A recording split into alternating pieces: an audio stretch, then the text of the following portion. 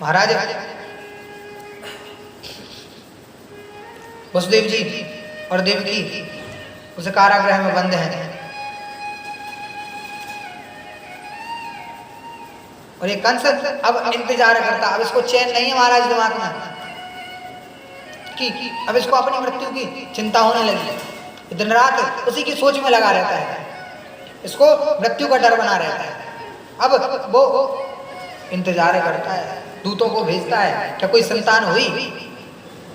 और महाराज वसुदेव जी जब संतान होती है, पहला पुत्र होता है, महाराज उस नन्हे से बालक को वसुदेव जी अपने हाथों में लेकर, और देखिए कितना महान बलिदान कर रहे हैं वसुदेव जी। कौन पिता अपने पुत्र को मरवाने के लिए ले जाएगा। वसुदेव जी एक टोकरी में रखकर उस पुत्र को ले जाते हैं, कंस को देते हैं। उसका नाम महाराज कीर्तिमंत नाम है उसका, उस पुत्र का। और महाराज उस पुत्र को जाकर कंस को देते हैं। कंस उस पुत्र को जब देखता है, वो नन्हा सा बालक जब कंस देखता है तो कंस को थोड़ा लगता है कि बालक ये रो रहा है और बड़ा प्यारा सा बालक है, इसको मारना ठीक नहीं। और कंस को दया आ जाता है, देखिए। और वो कहता है देखो वसुदेव जी बड़े अच्छे हो आप स्वभाव के, बड़ा संत स्वभाव है आपका, आपने बिल्कुल भी चिंता नहीं करी कि हम आपके पुत्र को मार देंगे और आप ले आए। ऐसा करो, हमें तो 8वां पुत्र मारेगा ना, आकाशवाणी ने कहा, इसलिए तुम इसको वापस ले जाओ। महाराज वसुदेव जी समझ गए, इसका दिमाग फिर गया है। महाराज इसके परिवर्तन होने महाराज हल्का भरोसा नहीं है। कांटे चाटे स्वाने के दो भांति विपरीत। अरे महाराज ये भलाई कर रहा है, ये भला नहीं है, कुछ गड़बड़ है इसमें। महाराज वसुदेव जी धीरे धीरे मंद मंद चाल में वापस कारागार की ओर जा रहे हैं। इतने में ही नारद जी आते हैं और नारद जी आकर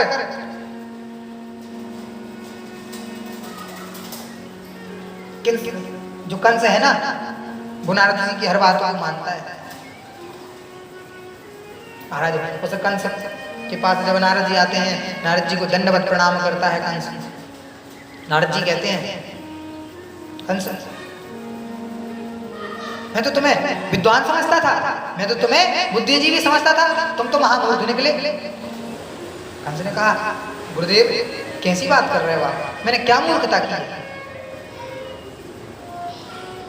तब नारद जी कहते हैं कंस तुमको पता है ये देवता हो, अभी तुम देवताओं की गणित नहीं जानते हो, तुम्हें पता है कौन सा 8वां है। अरे कंस ने कहा गुरुदेव वही पहला पुत्र है, वो तो वो 8वां कैसे हो जाएगा। कई प्रकार से नारद जी ने समझाया है, किंतु कंस ने बात नहीं करी। फिर नारद जी ने एक दीवार पर जाकर और एक कलम के माध्यम से 8 रेखाएं खींची हैं और महाराज कहा है बताओ इनमें से कौन सी 8वीं है। कई प्रकार से महाराज तो कंस ऊपर की लाइन से गिनता 1 2 3 4 5 6 7 8, ये वाली 8वीं है। अब यहाँ नारद जी रख देते हैं, अब बताओ अब गिनो। तो महाराज यहाँ से गिनता है, कंस उल्टा गिनता है, फिर बीच वाली पे रखते हैं, फिर कहते हैं ये 8वीं, ऐसे महाराज दूसरी तीसरी। लेकिन कंस फिर सोचता है इनमें से तो जिस पे रखो वही 8वीं। फिर कहता हाँ या तो आखिरी वाली या पहले वाली 8वीं। फिर नारद जी कहते हैं अभी भी इसको समझ नहीं आई। तब नारद जी एक अष्टदल कमल बनाते हैं, उस कमल में दिखाते हैं कि ये 8 पंखुड़ियां हैं, बताओ इसमें से 8वीं कौन सी थी। अब कंस हंसता है, गुरुदेव क्या कह रहे हैं आप, हमें कुछ समझ में नहीं आ रहा है, आप क्या कहना चाहते हैं। अब नारद जी कहते हैं गिनो इनमें से कौन सी 8वीं है। तो कंस इस तरह से गिनता है 1 2 3 4 5 6 7 8। तो जहाँ फिर नारद जी दूसरी पंखुड़ी पकड़ लेते हैं तो उसकी पहली पंखुड़ी 8वीं आती है। अब नारद जी तीसरी पकड़ लेते हैं तो दूसरी 8वीं आती है, चौथी पकड़ते हैं तो तीसरी 8वीं आती है, 5वीं पकड़ते हैं तो चौथी 8वीं, और 6वीं पकड़ते हैं तो 5वीं 8वीं। ऐसे कंस चक्कर में पड़ जाता है, कहना क्या चाहते हैं। नारद जी ने कहा बस इसी प्रकार से तुम जिसको तुम पहला समझ रहे हो पता नहीं यही 8वां हो। इस प्रकार से इस कमल की पंखुड़ियों में से कहीं से भी गिन लो तो कोई सी पंखुड़ी 8वीं आ जाती है। उसी प्रकार से देवी की का गर्भ कौन सा 8वां है। इन देवताओं की गणित बड़ी विचित्र होती है और तुम बिल्कुल दया मत दिखाओ, ये ठीक नहीं है। तब वो कहता है धन्यवाद गुरुदेव, आज आपने हमारी आंखें खोल दी, आपने सत्य कहा। और फिर पुनः अपने मंत्री को अपने उसको सेवक को पहुंचाते, जाओ वसुदेव को वापस बुला कर लाओ। वसुदेव जी वापस आते हैं, वो समझ गए थे कि ये नहीं छोड़ेगा, ये खल है, ये कब परिवर्तित हो जाए। और उसका परिचय देते हुए नारद जी बताते हैं तुम कोई महात्मा नहीं हो, दया दिखा रहे हो, तुम पूर्व जन्म में काल में राक्षस थे, भूलो मत। तो महाराज कंस वापस बुलाकर उस पुत्र को ले लेता है और वसुदेव जी पछताते हुए बिला कुछ ना कहते, शांत स्वभाव संत हैं महाराज। और उस पुत्र को लेकर कंस महाराज उसकी हत्या कर। ऐसे ही महाराज कंस ने एक एक करके महाराज 6 पुत्रों को मार दिया। 7वें पुत्र के रूप में जब 7वां आया ना, सप्तमो वैष्णवम धाम यमनंत प्रचक्षते गर्भो बभूव देवक्या हर्ष शोक विवर्धता। महाराज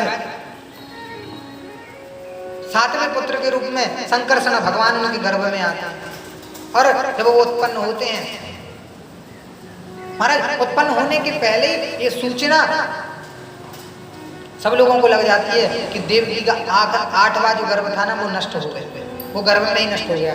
और वो संकर्षण है, उन्होंने देवकी के गर्भ से योग माया के प्रभाव से भगवान ने आदेश किया योग माया को कि जाओ जो 7वां गर्भ है उसको देवकी के गर्भ से संकर्षित करके तुम माता रोहिणी के गर्भ में प्रवेश करा दो। और यहाँ पर सब प्रवासी बड़े ही दुखी हुए। देखो भगवान कैसा कैसा भाग्य है देवकी का, 6 पुत्र ऐसे क्रूर कंस ने मार दिए। और महाराज 7वां पुत्र मानो आता इस धरती पे आने के पहले ही मारा गया, गर्भ में ही नष्ट हो गया। खूब सब लोग ऐसे सोचते हैं, किंतु वो संकर्षित हो गए थे। वो संकर्षण भगवान, बोले संकर्षण भगवान की। और वो रोहिणी जी के गर्भ से वहाँ रोहिणी जी गोकुल में है और वहां पर नंद महल में रोहिणी जी वहीं रहती हैं और वहीं पर संकर्षण भगवान का जन्म होता है और बल उनके गर्भ से संकर्षण भगवान जन्म होते हैं। यहाँ पर आगे भगवान देवकी जी के यहाँ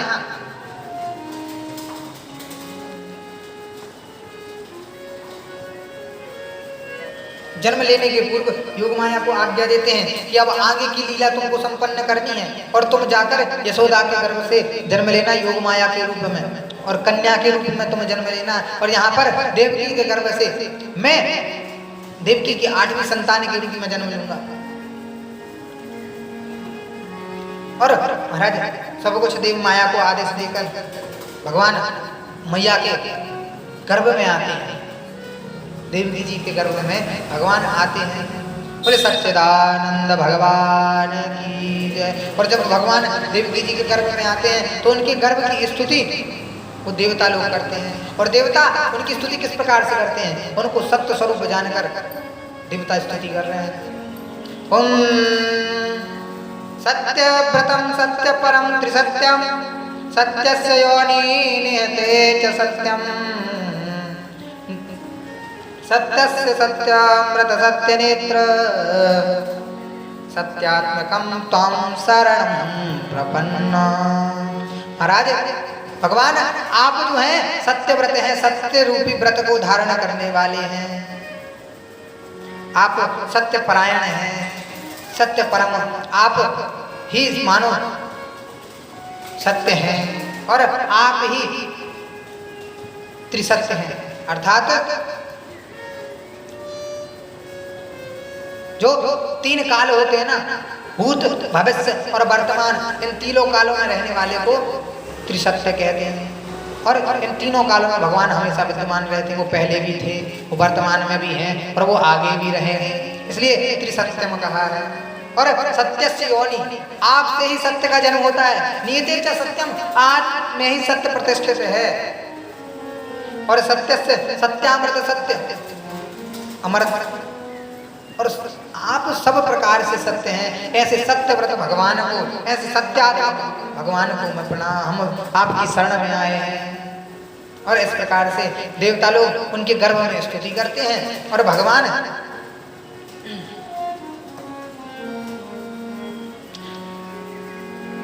देवता उन माता देवकी को भी बड़ा धन्य मानते हैं कि जिनके गर्भ से भगवान प्रकट होंगे।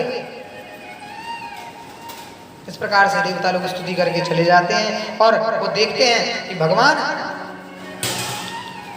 अचानक ही सारा वातावरण सुरम्य हो गया है। वायु का भी ठंडा ठंडा शीतल शीतल और मंद मंद मंदम मंदम जलधरा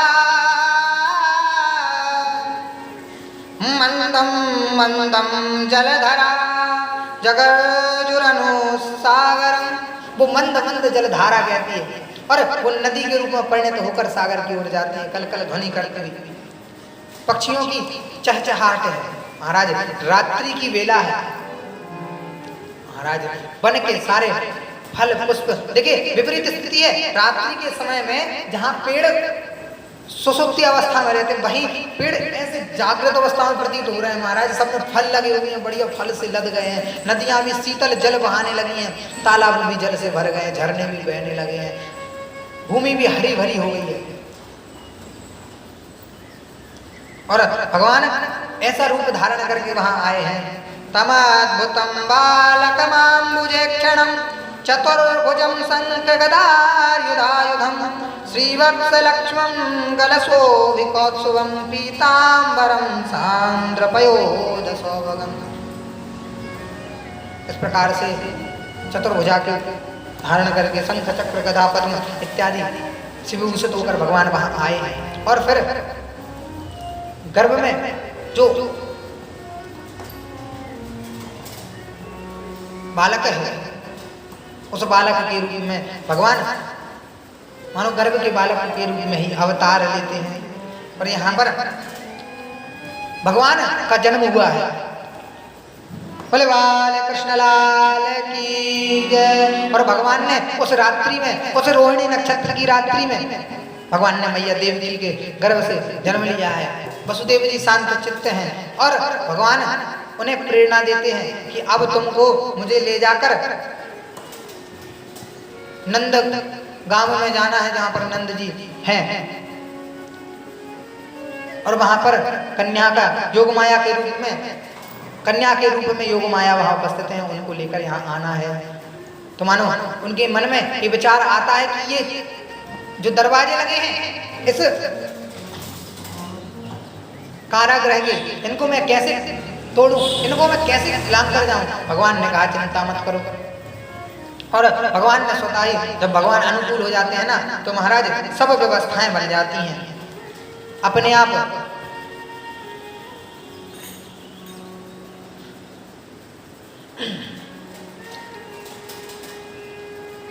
और महाराज सारे ताले खुल गए हैं, जो पहरा देने वाले हैं सब बंदीजन जो सब मूर्छित हो गए हैं। और अपने आप महाराज सारे दरवाजे खुल जाते हैं। खुल गए सारे ताले, ओ खुल गए सारे ताले, वो क्या बात हो गई, जब से जन्मे कन्हैया करामात हो गई, जन्मे कन्हैया करामात हो गई। खुल गए सारे ताले, वो क्या बात हो गई, हाँ खुल गए सारे ताले, वो क्या बात हो गई, जब से जन्मे कन्हैया करामात हो गई, जब से जन्मे कन्हैया करामात हो गई, करामात हो गई। महाराज कन्हैया ने जन्म लिया है, करामात हो गई। और वसुदेव जी उन कन्हैया को एक डलिया में बिठाकर उन्हें नन्हे से शिशु को अपने सिर के ऊपर रखकर, और महाराज ऐसी बड़ी बरसात में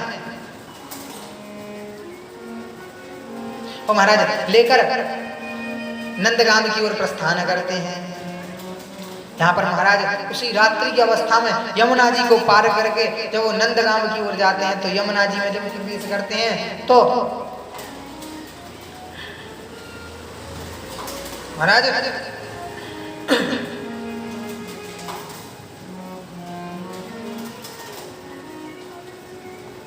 आज यमुना जी भी मानो भगवान के चरणों का, भगवान का दर्शन करने की इच्छा से आई हैं और यमुना जी की भी धारा बढ़ जाती है। जैसे जैसे वसुदेव जी यमुना जी में प्रवेश करते हैं वैसे वैसे, और जब तीव्र गति से जल की धारा होती है तो उनके भगवान को कोई कष्ट ना हो, वसुदेव जी को इस धारा से कोई कष्ट ना हो, तो शेषनाग जी अपने फण की छत्र छाया करते हैं महाराज। और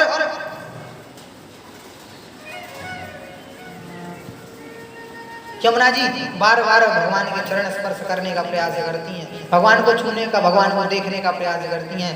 तब जब वो प्रयास करती हैं तो उनकी धारा ऊपर की ओर उठती है तो वसुदेव जी की नाक इत्यादि में पानी भरता है। बार बार भगवान कहते हैं, ये जो है ना यमुना जी, कालिंदी नाम है इनका, और ये भगवान की पत्नी के रूप में है। तो महाराज फिर भगवान अपना पांव उस डलिया से बाहर निकाल देते हैं। तो यमुना जी छूकर पांव उतर गई जमुना, जल रह गए और टखना टखना मैं वेदन में सुने आई। महाराज यमुना उतर जाती हैं और सुखपूर्वक फिर वसुदेव जी नंद भवन में पहुंचते हैं। वहां पर यशोदा जी रात्रि में शयन कर रही हैं और उन्हीं के पास में एक कन्या खेल रही है। छोटी सी कन्या है, उसको वसुदेव जी रात्रि के समय सब शयन कर रहे हैं। सब लोग उस समय बताए यशोदा जी को भी ऐसी निद्रा आती है कि कुछ पता ही नहीं चलता। वो कन्या को ले जाते हैं, उस बालक उन कन्हैया को वहां पर सुला देते हैं उनके स्थान पर, और उस कन्या उस योग माया को ले जाकर आकर और पुनः उस महाराज उस कार्य आ जाते हैं और स्वतः ही अपने आप वो दरवाजे बंद हो जाते हैं और जो पहरा देने वाले हैं वो जागृत हो जाते हैं। मानो कोई निद्रा आ गई उनको कुछ क्षण के लिए, कई क्षण मात्र में सारी घटना घट गई, किसी को पता नहीं लगा। प्रातः काल होता है और जब महाराज कंस को ये पता चलता है कि वसुदेव के यहाँ इस बार पुत्र नहीं, 8वें गर्भ के रूप में एक पुत्री हुई है। महाराज वसुदेव जी उस पुत्री को लेकर बरबस पुत्री को ले जाकर कंस के पास ले जाते हैं और कंस बड़ा क्रूर है महाराज, वो ये नहीं सोचता ये पुत्री है। मन में आता तो एक बार की पुत्री है, कैसे 8वां गर्भ, तो पुत्र की बात करी थी आकाशवाणी में, किंतु भरोसा नहीं है, पता नहीं यही ना हो। तो उस पुत्री को मारने के लिए छीन कर उनसे ले जाकर और एक शिला के ऊपर मारने ही वाला होता है कि इतने में वो पुत्री एक 4 भुजी अष्टभुजी दुर्गा के रूप में प्रकट होकर आकाश में उड़ जाती है और उसे कंस से कहती है, कंस अरे दुष्ट, तुझे मारने वाला तो जन्म ले चुका है, तू क्या मुझे मारता है। कंस को बड़ा आश्चर्य होता है और इस प्रकार से वो अदृश्य हो जाता है। कंस को बड़ा आश्चर्य होता है, जन्म ले चुका है, फिर ये पुत्री कैसे हो सकती है। कंस के मन में संदेह देकर वो चली जाती, वो पूछने का प्रयास करता है लेकिन वो निकल जाती है। और वही देवी बाद में जाकर वैष्णवी इत्यादि कई नामों से सम्मानित होती हैं और वो त्रिकूट पर्वत की ओर निकल जाती हैं। उनके नाम महाराज कुमुदा, चंडिका, कृष्णा, माधवी, केतकी आदि इत्यादि नाम से संबोधित होती हैं। भगवान उनको कहते हैं आगे जाकर तुम भविष्य में इन नामों से पूजित होगी। और महाराज यहाँ पर प्रातःकालीन की बेला में जब सब लोग ब्रह्म मुहूर्त में उठते हैं तो नंद जी की 2 बहनें नंदा और सुनंदा ये जाकर यशोदा जी, इनको पता है यशोदा जी गर्भ से हैं और ये प्रतिदिन जाकर सुबह कालीन बेला में ये जाकर देखती हैं कहीं कोई बालक हुआ क्या, और जाकर देखती हैं तो वो देखती है कि एक छोटा सा बालक, ऐसे ऐसे कुछ छोटे छोटे से पैर हैं जो हिलते हुए दिख रहे हैं और बड़ी प्रसन्न हो जाती हैं। अंदर जाती हैं कक्ष में पर्दा बंद करके और फिर यशोदा जी को बार बार हिला लगे, भाभी इस तरह से वो कह के जगाती हैं। यशोदा जी बड़ी गहरी नींद में थी एकदम, और फिर वो उठती हैं तो वो देखती हैं छोटा सा नन्हा सा शिशु उनके बाजू में खेल रहा है। बोले नंद नंदन भगवान की जय। और महाराज ये खुशखबरी देने के लिए महाराज यहाँ पर यमुना जी के पास आकर नंद बाबा आते हैं और स्नान करके फिर एक माला लेकर जप करते हैं। और वो जप में भगवान का नाम लेते लेते महाराज वृद्धावस्था है और उस अवस्था में अब उनके मन में मंत्र क्या चलता है, अबे तक भयो ना है आगे की पतो ना है, अभी तक बालक नहीं हुआ है। महाराज ब्राह्मणों से कहते हैं और ब्राह्मण भी उनके लिए जप इत्यादि करते हैं। और महाराज जब पूर्ण होने के बाद नंदा और सुनंदा आती हैं, कहती हैं और नंद बाबा के पास आकर कहती हैं नंद जल्दी महल की ओर चलो। वो कहते क्या बात है, क्यों, चलो कुछ खुशखबरी है और हम तुम्हें खुशखबरी सुनाएंगे, तुम हमें क्या दोगे, हमको क्या दोगे। तो नंद बाबा कहते जो तुम चाहोगे सो देंगे। और वो अपने अनुसार भेंट मांगने की इच्छा करती हैं और नंद बाबा को बताती हैं कि यशोदा जायो ललना मैं वेदन में सुन आई, यशोदा जायो ललना मैं जमुना पे सुन आई, यशोदा जायो ललना मैं यशोदा जायो ललना मैं वेदन में सुन आई,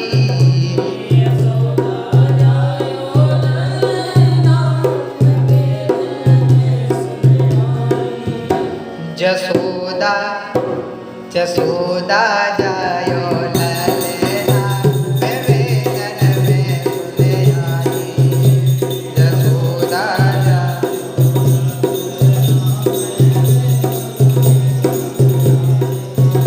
मैं जमुना पे सुन आई, मैं पनघट पे सुन आई, मैं जमुना पे सुन आई, मैं पनघट पे सुन आई, यशोदा हो यशोदा जायो ललना मैं वेदन में सुन आई, यशोदा जायो ललना।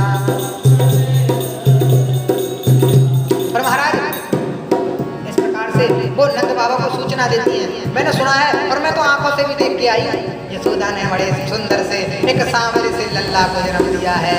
अरे नंद बाबा की खुशी को ठिकाना नहीं रहे हो। और नंद बाबा बड़े खुश हुए, हे चलो देखे आवे नंद घर लाला हुआ, चलो देखे आवे, चलो देखे आवे नंद घर लाला हुआ, चलो देखे। महाराज अब प्रवासियों को भी पता लगता है और सब महाराज धूमधाम से बधाइयाँ हो रही हैं, सब गा रहे हैं, खूब सुबह की बेला है। और भैया यशोदा जी भी खूब सज धज के अब तो तैयार है महाराज, लाला उस लल्ला को पलना में बिठायो है। और महाराज सभी लोग गा रहे हैं, सब लोग नंद भवन की ओर जा रहे हैं और सब एक दूसरे से कह रहे हैं क्या, चलो देखे आवे नंद घर लाला हुआ, चलो देखे आए, चलो देखे आवे नंद घर लाला हुआ, चलो देखे आवे, चलो देखे आवे।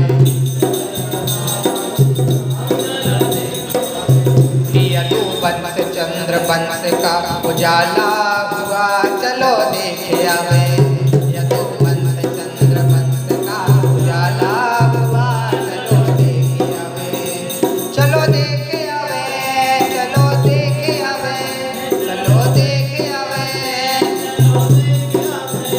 चलो देखे आवे नंद घर लाला हुआ, चलो देखे आवे, चलो देखे आवे नंद घर लाला हुआ।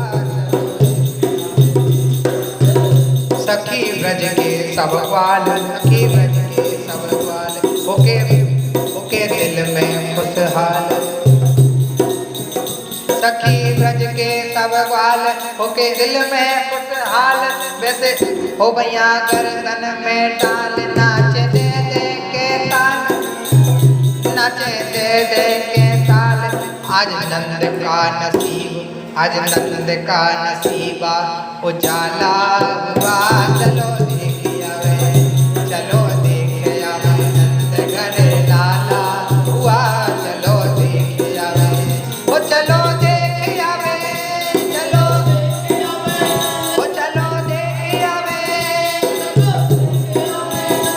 चलो देखे आवे नंद घर लाला हुआ, चलो देखे आवे, चलो देखे आवे।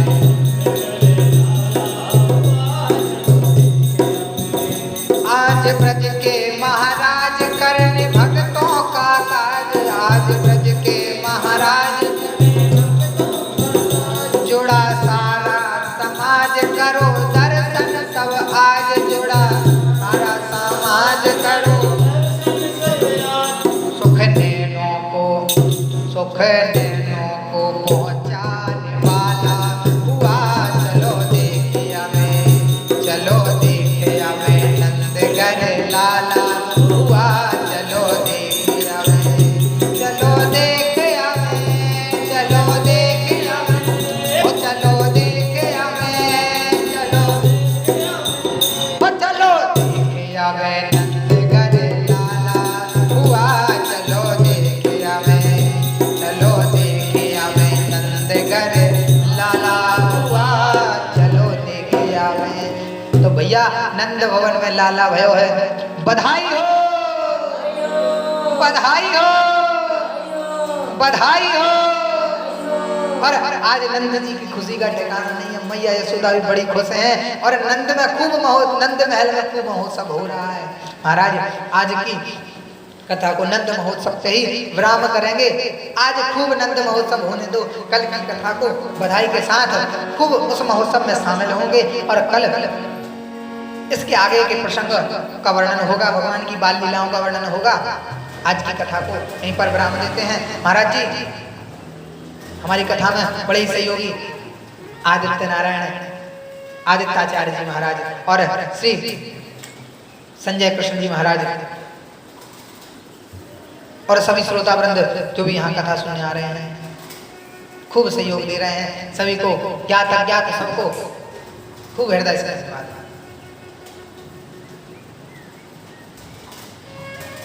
महाराज बड़ा अच्छा लगता है आप सब आते हैं। और चलिए बधाई हो गई और अब आरती के लिए समय भी काफी हो गया है। महाराज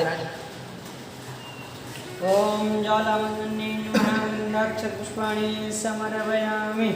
हरिः ओं मां चन्द्रमां सोयाच्चः सौर्यो जायत वर्षाराश्नाश्य मुखादग्निरजायत।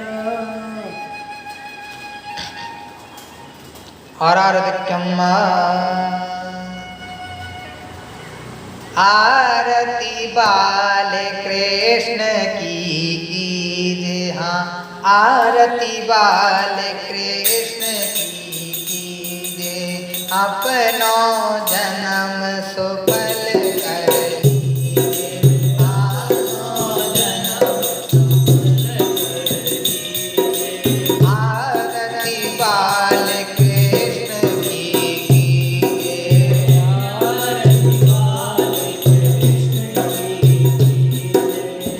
श्री जसोदा को परम दुलारो, बाबा की अखियन को तारो,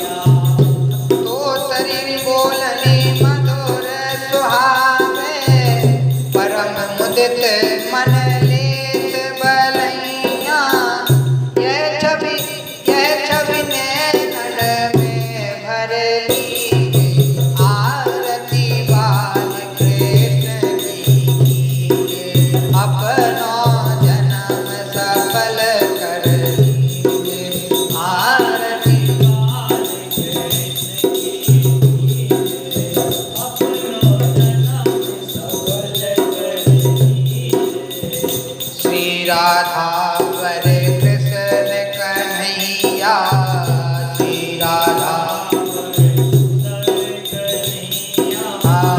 ब्रज जन को नवनीत चोरैया, ब्रज जन को देखत ही मन लेत बलैया, देखत ही अपनो सर्वस इनको दीजे, आरती बाल कृष्ण की कीजे, अपनो जन्म सफल कर दीजे, आरती बाल कृष्ण की कीजे, अपनो जन्म सफल कर दीजे। बोले बाल कृष्ण लाल की जय। भुजगेन्द्रहारं सदा वसन्तं हृदयारण्येऽहं भवामि चैतन्यामि त्वमेव माता च पिता त्वमेव त्वमेव नित्यसखादेव त्वमेव त्वमेव सर्वं मम देवदेव त्वं जलेन सिद्धेन पुष्पे देवादिगुणम् आत्मा पुष्पाञ्जलि।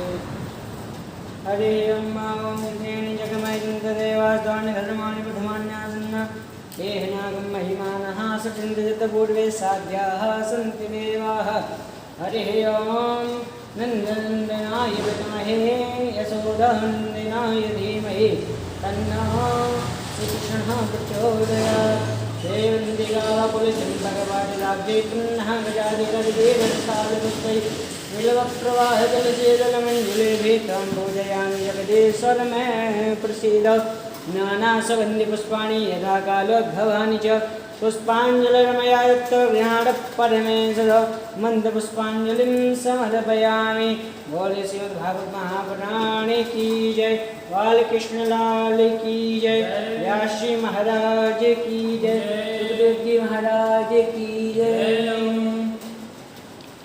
बांके बिहारी लाल की जय, राधिका रानी की जय, वृंदावन धाम की जय, जमुना रस रानी की जय, गिरिराज जी महाराज की जय, समस्त ब्रजमंडल की जय, सब संतन की जय, सब भक्तन की जय, सब विप्रन की जय, सत्य सनातन धर्म की जय, गौ माता की जय, अपने अपने माता पिता की जय, श्री सद्गुरुदेव भगवान की जय। जय जय श्री राधे, जय जय श्री राधे, जय जय श्री राधे श्याम।